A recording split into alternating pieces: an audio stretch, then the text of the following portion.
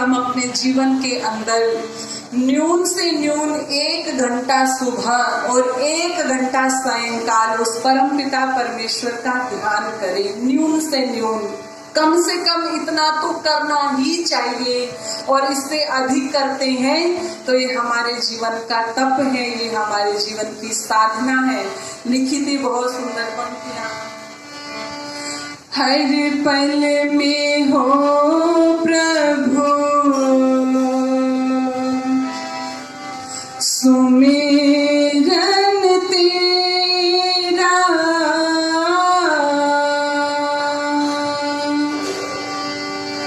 ऐसा बना दो प्रभु जीवन मेरा, ऐसा बना दो प्रभु जीवन मेरा। तेरी भक्ति करते करते बीते हर पल मेरा, मेरा हर पल में हो प्रभु सुमिरन तेरा, ऐसा बना दो प्रभु जीवन मेरा, ऐसा बना दो प्रभु जीवन मेरा। तेरी सेवा करते करते बीते हर पल मेरा, मेरा हर पल में हो प्रभु सुमिरन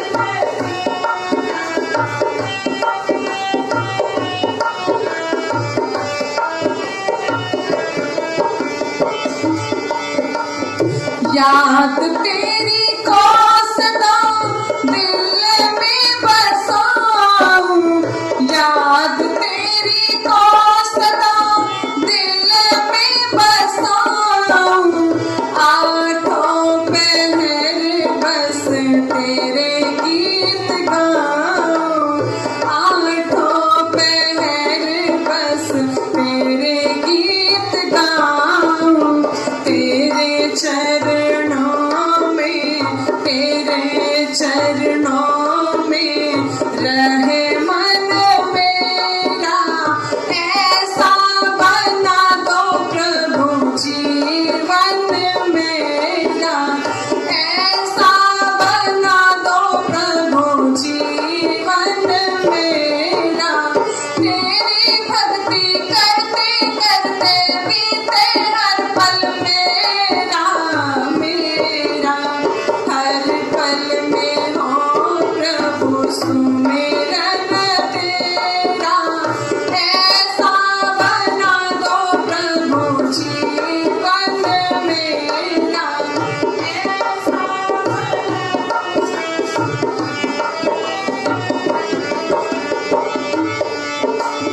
ख्वाहिशें जग की ना मुझको सताए, ख्वाहिशें जग की ना मुझको सताए।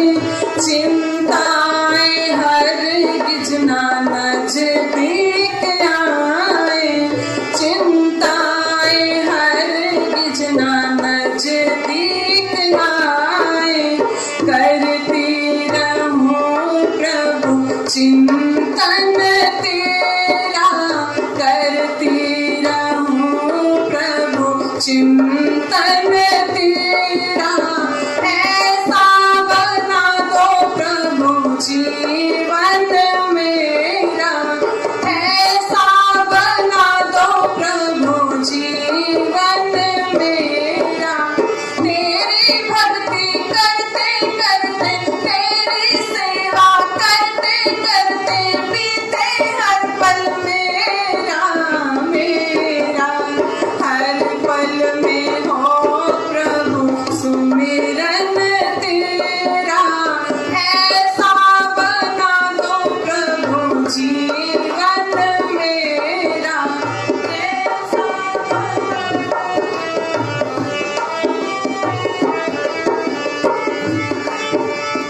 ऐसा तेरी भक्ति में दास खो जाए, ऐसा तेरी भक्ति में दास खो जाए।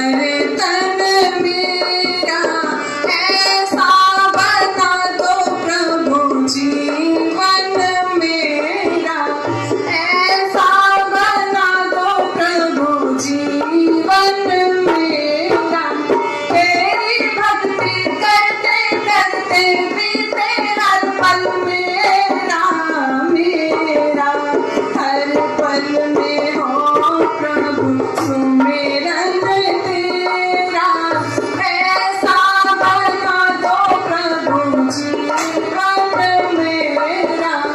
ऐसा बना दो प्रभु जीवन मेरा, ऐसा बना दो प्रभु जीवन मेरा।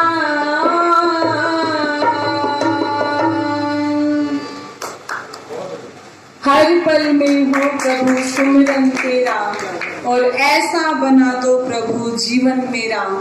ऋषिवर दयानंद जी ने हमें एक विधि दी है जिसे हम कहते हैं पंच महायज्ञ विधि, जिसकी चर्चा पूज्य आचार्य जी आप लोगों के मध्य में कर रहे थे कि 6 चेतन देवता है, और उन्होंने बताया तो उसी के अंदर ऋषिवर दयानंद जी ने हमें पहला यज्ञ दिया जिसकी चर्चा मैंने की है, जो ब्रह्म यज्ञ के अंतर्गत आता है कि हम परमपिता परमेश्वर का ध्यान करें, जिसके लिए हमारे ऋषि मुनियों ने संध्या का विधान हमारे लिए किया है। लेकिन ये परंपराएं आज धीरे धीरे समाप्त हो गई। और दूसरा यज्ञ ऋषिवर दयानंद हमें देते हैं अग्निहोत्र देव यज्ञ, जो पूज्य आचार्य जी ने किया। उसके बाद तीसरा यज्ञ आता है पितृ यज्ञ, जिसके अंतर्गत आता है कि हम अपने जीवित माता पिता की सेवा करें, उनका सम्मान करें, उनकी शुश्रूषा करें, जिसकी चर्चा पूज्य आचार्य जी कर रहे थे। और संयोग से ये पक्ष चल रहा है जिसको आजकल लोग श्राद्ध कह करके मना रहे हैं। लोग तो कह देते हैं कि आर्य समाज श्राद्ध को नहीं मानते, लेकिन पूज्य आचार्य जी जैसे कह रहे थे, ऋषिवर दयानंद परिभाषा देते हैं कि जो श्रद्धा से अपने माता पिता की सेवा करता है वो श्राद्ध कहलाता है। श्रद्धा से, ऐसे नहीं कि ले 2 रोटी खा ले, ये ले कपड़े तेरे लिए ला करके दे दी, इनका मन करे तो पहले, ऐसे नहीं, श्रद्धा से, भावना से उनको खिलाए, वो श्राद्ध कहलाता है। लेकिन आज उस चीज को तो हमने समाप्त कर दिया। लेकिन इस साथ में पाखंड और अंधविश्वास, जिसके लिए ऋषिवर दयानंद शब्द देते हैं, ऋषिवर दयानंद उनको ब्राह्मण नहीं कहते, ऋषिवर दयानंद उनको कहते हैं पोप, कि जो छल से कपट से अपना पेट भरता है वो पोप कहलाता है।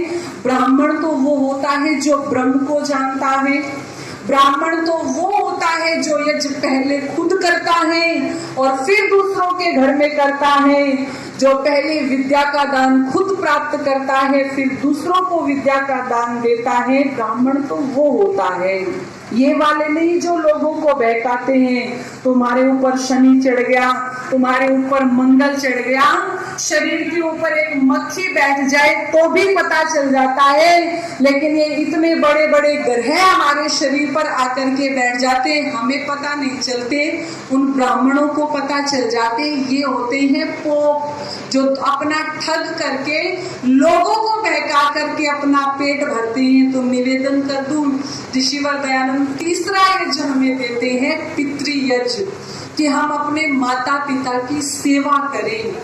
और महाभारत के अंदर एक संवाद आता है, यक्ष और युधिष्ठिर का संवाद, जिसके अंदर वो प्रश्न पूछते हैं। वहां पर यक्ष महाराज युधिष्ठिर से प्रश्न पूछते हैं कि युधिष्ठिर ये बताओ कि धरती से भारी कौन है, धरती से भारी।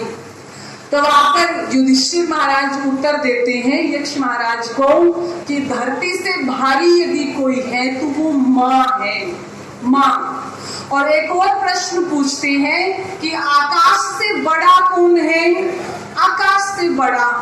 तो युधिष्ठिर जी कहते हैं कि आकाश से बड़ा कोई है तो वो पिता होता है। और कितना बड़ा होता है पिता? वो होता है चाहे खुद के पैरों में चप्पल ना हो लेकिन बेटे के पैरों में जूते होते हैं, खुद के शरीर पर फटे पुराने कपड़े हो लेकिन बेटे के शरीर पर या अपनी बेटी के शरीर पर जैसे वो चाहते हैं वैसे कपड़े प्रदान करता है, वो पिता होता है।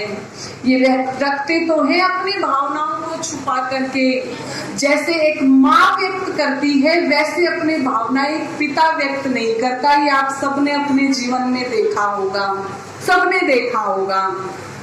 लेकिन एक छोटा सा बालक, एक छोटी सी घटना मुझे याद आ गई। एक छोटा सा बालक सब्जी बेच रहा था, एक व्यक्ति आया उसके पास में और जब वो छोटा सा बालक सब्जी बेच रहा था तो वो जो व्यक्ति खरीदने के लिए सब्जी आया तो वो व्यक्ति कहता है उस छोटे से बालक से, बेटा क्या तेरे पास पालक है, क्या तेरे पास पालक है? तो वो छोटा सा बच्चा, बात को पकड़ना, वो छोटा सा बच्चा कहता है, बाबूजी यदि मेरे पास पालक होता तो मैं पालक नहीं बेचता। क्योंकि पिता को पालक कहते हैं जो पालन करता है, पोषण करता है, कि यदि मेरे पास पालक होता तो आज मैं पालक नहीं बेचता। ये पिता होता है, ये पिता होता है। और माँ का ऋण तो हम उतार ही नहीं सकते। ये बात तो आपने बार बार सुनी होगी, लेकिन ये बातें बार बार दोहराई जाती है। क्यों? क्योंकि आज उन बातों को हम एक कान से सुनते हैं तो दूसरे कान से निकाल देते हैं। हमारे ऋषि मुनियों ने हमारे लिए 4 आश्रम बनाए थे, 4 आश्रम, ब्रह्मचर्य आश्रम, गृहस्थ आश्रम, वानप्रस्थ आश्रम और संन्यास आश्रम। ये जो 5वां आश्रम आज बना हुआ है वृद्धाश्रम, है ना, वृद्धाश्रम, ये हमारे ऋषि मुनियों ने नहीं बनाए, ये हमने बनाए हैं। ये हमारी संस्कारहीनता का परिचय है। ये जो जगह जगह पर वृद्धाश्रम खुले हुए हैं, वरना तो इतिहास ऐसा है कि अंधे माता पिता को श्रवण ने अपने कंधों पर बैठा करके ऋषि मुनियों के प्रवचन सुनाए थे। इतिहास तो हमारा इतना गौरवशाली है कि पिता के मुख से भी नहीं निकला था कि राम 14 वर्ष के लिए वनवास जाना है। सौतेली माँ कहते ही थी, माँ ने तो कहा था, और कहते ही 14 वर्ष का वनवास ले लिया था। और प्रश्न उठ रहे थे कि पता नहीं राम वन जाएगा कि नहीं जाएगा। राम कहते, अरे 14 वर्ष, यदि मेरे पिता दशरथ कहे तो ये राम हलाहल विष को पी जाएगा। यदि मेरे पिता दशरथ कहे तो पर्वत की चोटी से नीचे कूद जाएगा। यदि मेरे पिता दशरथ कहे तो धधकती अग्नि में कूद जाएगा। ये राम क्या है 14 साल का वनवास। इतिहास तो हमारा इतना गौरवशाली रहा है, इतना गौरवशाली। क्या आज है? आज तो पिछले दिनों आज तक पर आया था कि एक माता पिता ने वीडियो बना करके इतने बड़े इंटरनेशनल चैनल पर ये कहा था कि हमें हमारे बच्चों से खतरा है, हमें बचा लो, हमारे बच्चे हमें मार देंगे। एक प्रोफेसर ने अपनी माँ को 4थी मंजिल से नीचे फेंक दिया था। और पिछले दिनों सोशल मीडिया पर वो बात वायरल हुई थी कि बेटा अमेरिका में नोट छाप रहा था। आशा सानी नाम की महिला जिसका पति मर चुका था अपने बेटे को फोन कर रही थी, बेटा या तो तू आ जा या मुझे अपने साथ ले जा, अब मैं बूढ़ी हो गई हूँ, मैं अपना काम कर नहीं सकती। लेकिन बेटा नोट छापता रहा और जब आया तो जिस बेड पर माँ सोती थी उस आशा सानी नाम की महिला का कंकाल मिला, कंकाल मिला, जिससे पता चला कि बेटे ने ना जाने कितने महीनों से माँ को फोन भी नहीं किया। यदि फोन करता, 1 दिन करता, 2 दिन करता, यदि कोई 10-15 दिन लगातार फोन ना उठाए तो चिंता हो जाती है। लेकिन हम नोट छापने में व्यस्त हैं, हम नोट छापने में व्यस्त हैं। लेकिन किसी कवि ने अतिशयोक्ति करते हुए लिखा था कि मैंने उसको नहीं देखा कभी, मुझे उसकी जरूरत क्या होगी। ऐ माँ तेरी सूरत से बढ़कर भगवान की सूरत क्या होगी।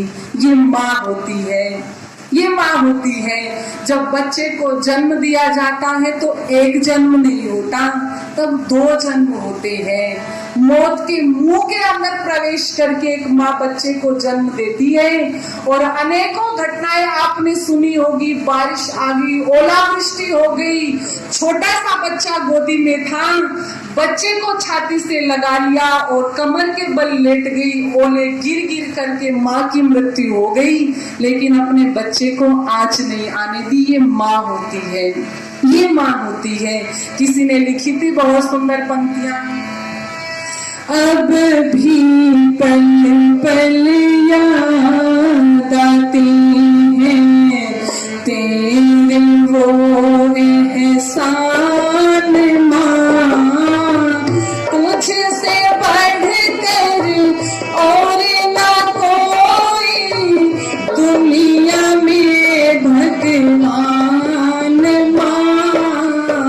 कभी पल पल याद आते हैं तेरे वो एहसान माँ, तुझसे बढ़ कर और ना कोई दुनिया में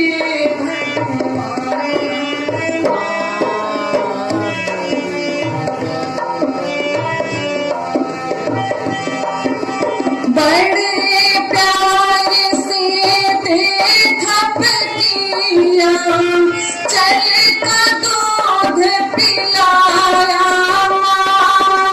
भूख से ठंडा कर कर के रोटी का कोर खिलाया, गाकर लोरी बाहों के पल में मुझे झुलाया,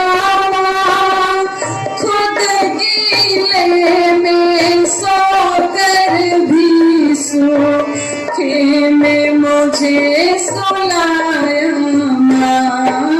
माँ के उपकारों को भूला वो भी क्या इंसान माँ, तुझसे बढ़कर और न कोई दुनिया में भगवान माँ, अब भी पल पल याद आते हैं तेरे वो एहसान माँ, तुझसे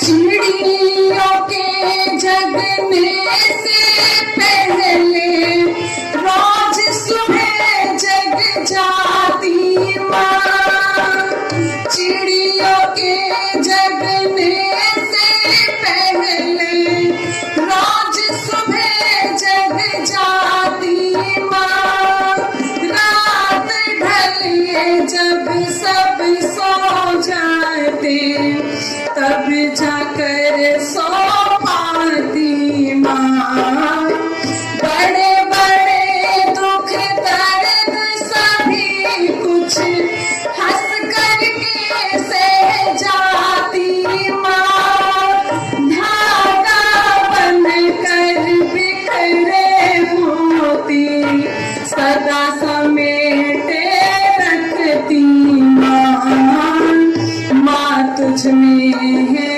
नूर प्रभु का, माँ तुझ में है नूर प्रभु का, ईश्वर की पहचान माँ, तुझसे बढ़कर और न कोई दुनिया में भगवान माँ।